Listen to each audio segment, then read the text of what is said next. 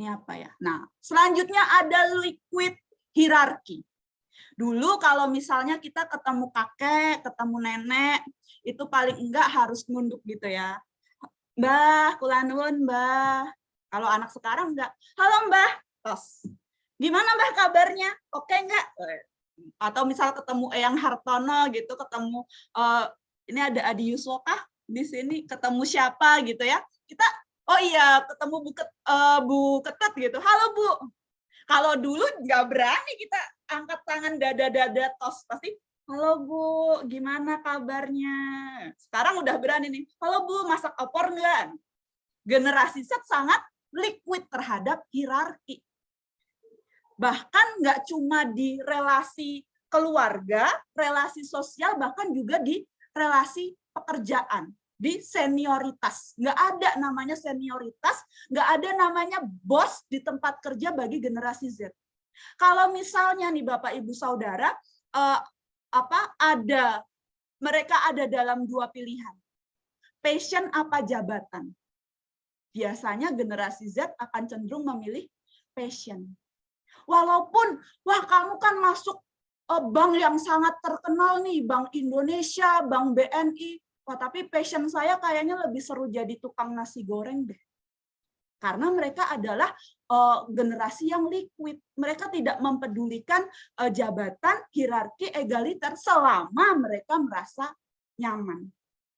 Nah, Bapak Ibu Saudara bisa melihat kalau di sini nih, di gambar ini, kira-kira yang bos yang mana sih Bapak Ibu? Yang bosnya mana, yang paling kaya, paling berkuasa yang mana? Yang mana? Nih, mbak-mbak ini? Atau mas-mas kacamata ini? Yang mana kira-kira?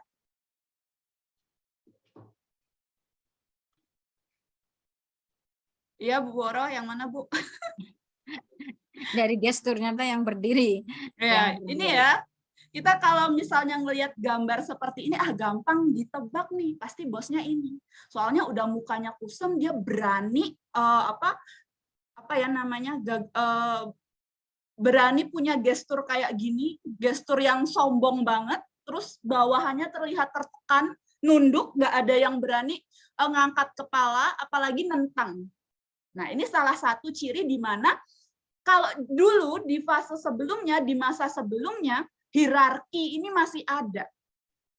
Masih ada bos, masih ada bawahan. Tapi bandingkan dengan ini adalah karyawan salah satu startup di Indonesia. Bapak Ibu bisa tebak kira-kira mana bosnya? Apakah mbak-mbak cantik ini? Apa mbak-mbak yang bergelombang? Atau mbak-mbak yang berhijab? Atau mas-mas berkaos? Atau mas-mas berkemeja? Ya kalau kita udah tahu ya.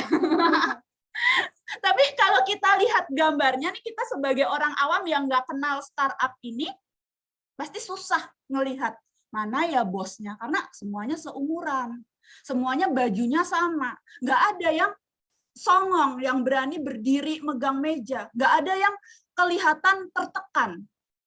Nah, makanya walaupun kadang-kadang kita punya ada jabatan yang lebih besar di corporate, biasanya generasi milenial itu lebih memilih untuk mengikuti passion-nya.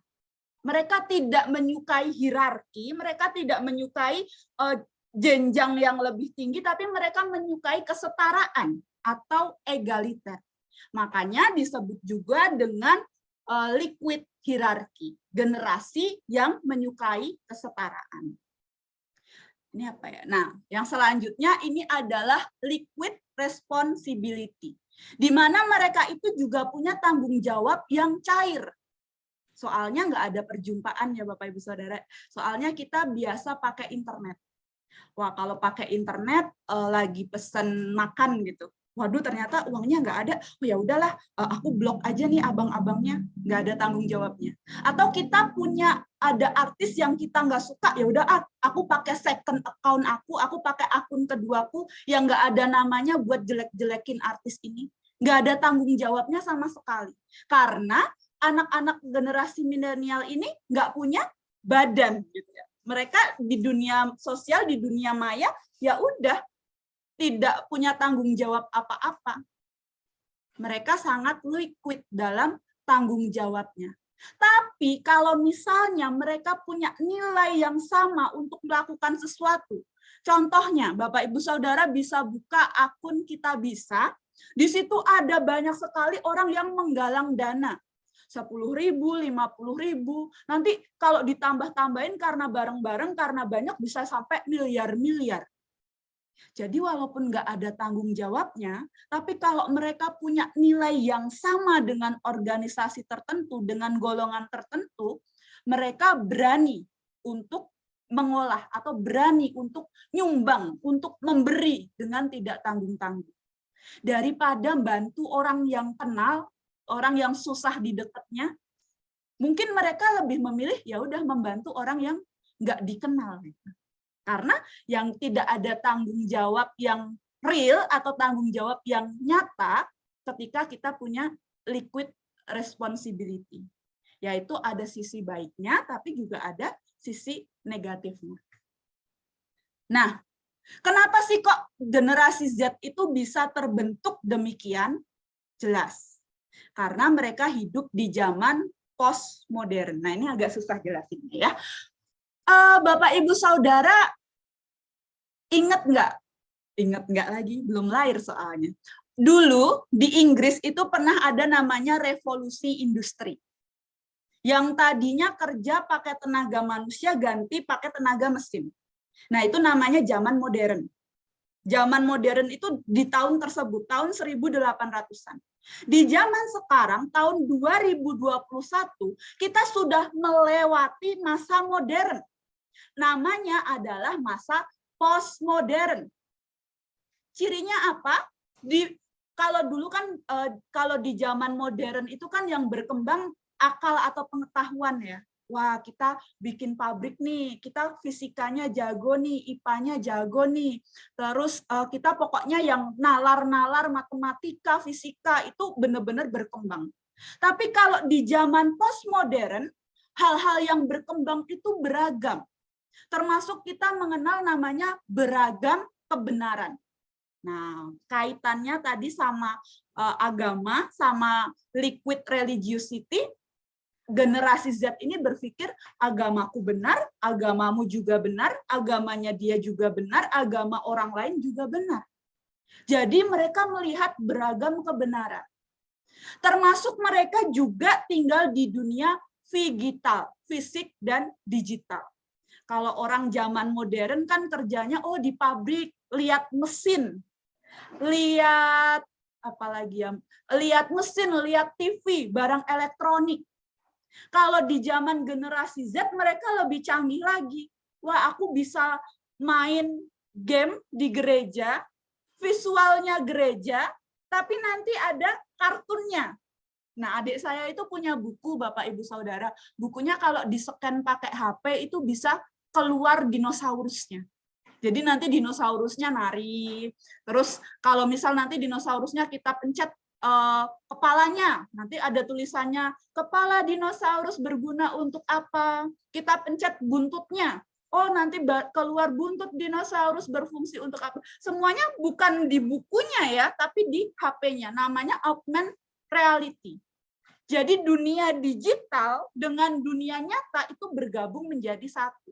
Jadi kalau Bapak Ibu-ibu punya anak yang suka makan coki-coki, itu hadiahnya ada kartu. Nah, kartunya bisa buat ini, augmented reality. Yang kedua, generasi Z ini adalah generasi yang khawatir. Bapak Ibu Saudara, ada sebuah penelitian bahwa ternyata generasi Z itu sebanyak 26% punya tingkat khawatir yang lebih tinggi daripada generasi milenial.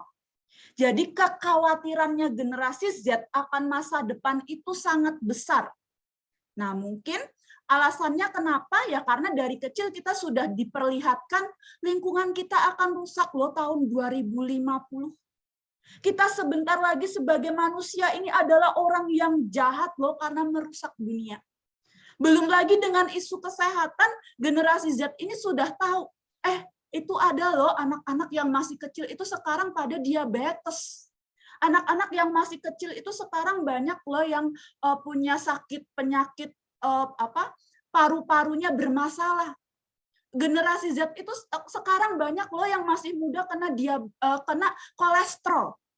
Makanya generasi Z ini adalah generasi yang khawatir. Bayangan mereka tentang masa depan itu begitu menakutkan.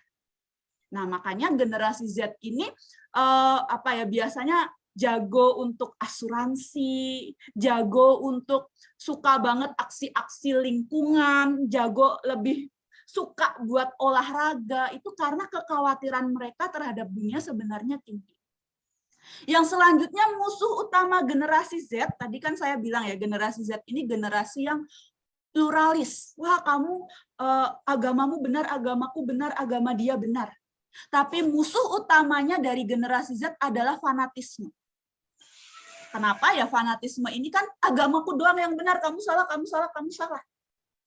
Makanya yang jadi musuh terbesar, walaupun kita pluralis, walaupun kita toleransinya lebih terbuka, musuh utamanya adalah terorisme. Orang yang fanatik, orang yang merasa hanya dirinya benar. Bahkan kalau di Amerika dan negara-negara lain itu banyak sekali terjadi penembakan. Nah, si penembakan ini kan biasanya mencelakakan anak-anak di sekolah gitu ya. Bahkan disebut juga bahwa generasi Z ini adalah generasi strawberry.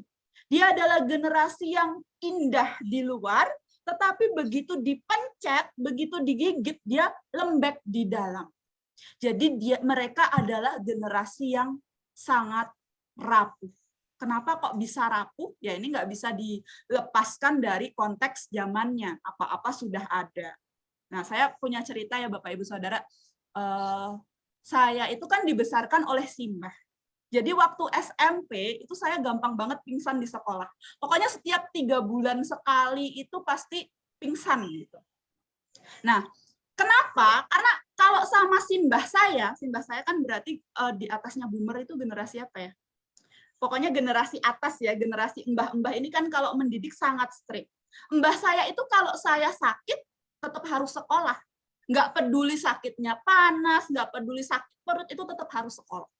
Beda sama mama saya, kalau mama saya itu saya batuk sedikit aja, udahlah Mbak nggak usah sekolah. Saya panas sedikit gitu, udah Mbak nggak usah sekolah. Nah, ini menunjukkan sebenarnya karena saya dididik oleh 2 generasi yang berbeda, generasi embah saya dan generasi orang tua saya jadi tahu bahwa memang generasi orang tua kami, orang tua dari generasi Z ini cenderung lebih lembut dalam memperlakukan anaknya. Berbeda dengan generasi mbah saya tadi yang cenderung memang lebih keras dalam memperlakukan anak-anak.